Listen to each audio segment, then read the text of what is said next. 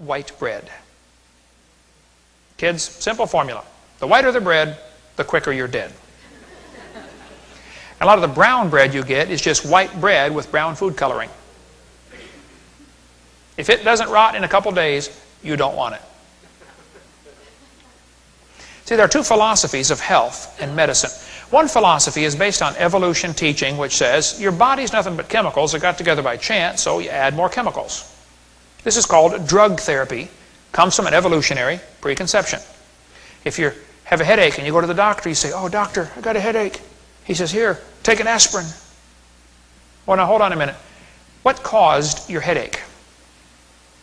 Was it the lack of an aspirin that caused your headache? Aren't you treating the symptom, not the cause? If you take your car to the mechanic and you say, "Is Harvey here still?"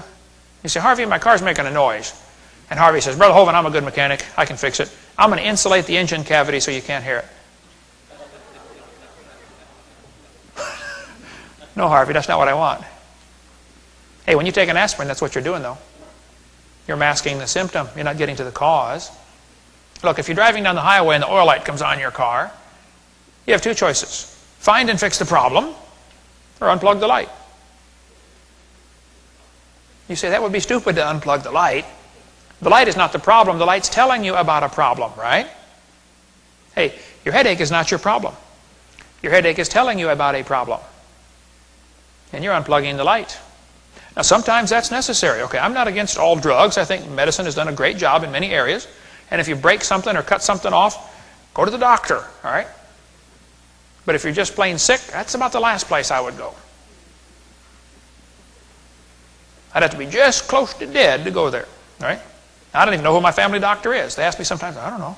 Never met him. Been here 12 years. Still don't know who he is. Or if I have one even. Go to your medicine cabinet and you'll see all sorts of things that unplug lights, folks. See, God gave us vitamins and minerals and herbs to meet our needs. When my son was real small, he had about 21 little seed warts on his hand. And I was living in Texas, and I told one of the guys in our church, or no, in Illinois, and I said, "Hey, I'm going to go get my son to the doctor, get the seed warts burned off." And they said, "Why? Why don't you have him take zinc?" I said, "Zinc?" He said, "Yeah, take some zinc tablets. They'll go away in a few weeks." Sure enough, all of them disappeared. It's a zinc deficiency. If you get cramps in your calf muscles, you're probably low in calcium. If you get hangnails, you're low in vitamin C. You can study the body's deficiency signs and learn what you need. But folks, we're in too big of a hurry. We just want to get rid of the symptom. I got a headache, got to go to work, get rid of my headache and go to work. Okay, but you're not going to live to be 100, that's for sure. By the way, we're poisoning ourselves by putting fluoride in our toothpaste and in our water supply. Absolute poisonous stuff. There's a great book, the guys aren't Christians necessarily, but it's all articles from doctors who are saying, stop the poisoning of our kids. Quit putting fluoride in stuff. Get that phone number there. Call the American Voice and get the case against fluoride. You might want to get the book. We just got it in this last week. Bill Sardi, a great friend of mine. Whenever I have a health question, I call Bill first. He's one of the first people I call.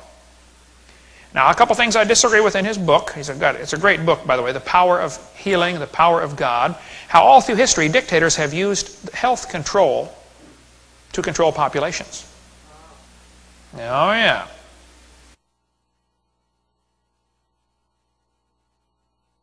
Well, he's a great guy, good friend of mine, has been for years. But I really recommend that book. We just got it into our ministry here. It's vegetarian originally. Now, after the flood, in Genesis chapter 9, God said to Noah and the boys, go have a bunch of kids. And boy, they did too. Here we are. He said, and the fear of you and the dread of you shall be upon every beast of the earth. Did you know the first change after the flood? Animals became afraid of man. They weren't afraid before. Nobody was going to eat them. Nobody would bother them. Second change after the flood, God said, every moving thing that liveth shall be meat for you. Now it's okay to eat meat. And because of that, there's a lot of suffering in the world. Animals have to suffer so we can eat, and it's okay to eat meat, and I do, okay? But there's a lot of suffering in the world.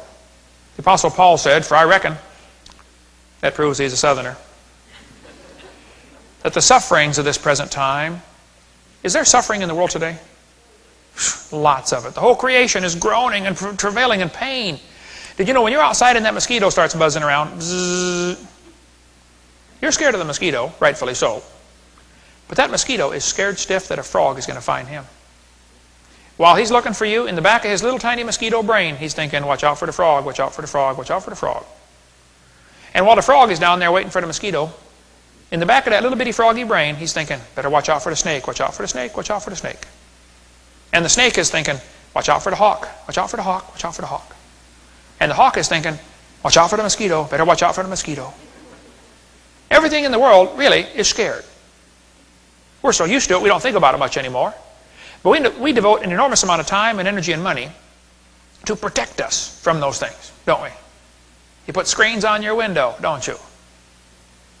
We put repellent on to keep the bugs off when you go out in the woods. The whole world is travailing in pain. Charles Darwin didn't understand that. He said, I'm bewildered. I had no intention to write atheistically. But there seems to be so much misery in the world. Why would God make a world with misery? Charles Darwin said in his book, it's right here, on page 243, Charles Darwin said, thus from the war of nature, from famine and death, the most exalted object we're capable of conceiving, namely the production of higher animals, directly follows. Was that God's plan to get us ahead? Suffering, death, war, famine? Oh, Charlie, you got a messed up philosophy about the world. See, God made a perfect world. Everything was friendly, and man wrecked it. Man brought sin into the world, and with sin came death. The Bible says so, Romans 5:12, 1 Corinthians 15. Man brought death into the world, folks. You can't blame a wrecked car on the people who made it. Let's send this picture to Chrysler and say, hey, why did you build a smashed minivan? Well, they didn't build a smashed minivan, okay? Somebody smashed it later. And you can't blame a wrecked creation on God. God made a perfect world, man wrecked it. But God promised He's going to fix it back. But in the meanwhile, we live in a junkyard. This is a nice world. I like living here, but folks, this is not the way God made it. God's going to fix it back like it used to be. Isaiah tells us the wolf shall dwell with the lamb, the leopard shall lie down with the kid, the calf and the young lion and the fatling together, and a little child shall lead them. A little child's going to lead a leopard or a lion? Hey, Mommy, look at the big kitty I found. Can I keep the kitty? Sure, honey. Put her out in the backyard and give her some grass. You say, lions don't eat grass. Well, they will one day. The lion shall eat straw like the ox. See, God's going to fix it back like it used to be. A child shall die 100 years old. I believe we're going to be able to have our own pet dinosaurs. The Bible says we're going to reign with Christ for 1,000 years. That's going to be awesome. Then, He's going to make new heavens and a new earth. New heavens and a new earth, wherein dwelleth righteousness, the Bible tells us. That's going to be incredible. Now, apparently, the Apostle Paul got to see this, because he told us in 1 Corinthians, he said, I knew a man, and he said he had been caught up to the third heaven. Apparently, he's the one who got to see what was going on. He said, as it is written, eye hath not seen, nor ear heard, neither have entered into the heart of man the things God hath prepared for them that love Him. He told about the time he got caught up to the third heaven and heard things that he couldn't even talk about. It's unlawful for man to utter. My guess is he actually died when he was stoned at Lystra, went up to heaven, saw it. God said, Paul, listen, I know you like it up here, but I want you to go back down and get in your body, and I want you to preach some more. And Paul probably said, Lord, listen, I'll be glad to go back down, but would you give me a different body? They threw rocks at that one. It's a mess. He said, no, Paul, they won't recognize you. Go get in your body. So Paul rose up from the dead, and everybody said, Paul, we thought you were dead. He said, well, I was. Well, where you been? He said, well, I've been to heaven. They said, well, what's it like? He said, well, I can't tell you. You wouldn't understand. Could you explain colors to a blind man? Try it sometime. Can you explain sounds to a deaf person? We just don't have the capacity to comprehend what God has planned for us. But Paul told the Philippians later on, I've got a desire to depart and be with Christ, which is far better. Nevertheless, to abide in the flesh is needful for you. When Paul would go to town preaching, they'd say, Paul, if you don't knock off that preaching, we're going to kill you. He'd say, really? Give me your best shot. Come on, right now, let's go. Get it over with. He had seen it, folks. I don't know what he saw, but it must have been great because he wanted to go back. I taught physics, so I'll try to give you one of my little theories about what it might be like, okay? This is the electromagnetic spectrum. This contains all the different wavelengths, radio waves, microwaves, including a small piece called light. Now your eyeball can see the colors. Red, orange, yellow, green, blue, violet. That's all. The spectrum goes forever in both directions beyond that. Suppose we get to heaven and God gives us new eyes that can see the entire spectrum. That means there'll be brand new colors. Trillions of them. Not new shades of these colors. Brand new colors. That's why heaven has to be so large. It's for the women's closets. My wife is going to say, honey, does this go with this? I said, dear, I couldn't figure it out back on earth. She has to number my ties to go with my suits. It's not that I'm colorblind. It's that I don't know what goes with what. Secondly, I don't care. I just want to get dressed. Lay it out, would you? Anybody else feel that way about it? Say, don't tell me about it. Just put it together for me, please. Can you imagine if we get new eyes that can see the whole spectrum, you're going to be able to see the sounds coming off the piano. Right now we can only hear them. Imagine seeing the sounds. What if we get new ears that can hear the whole spectrum?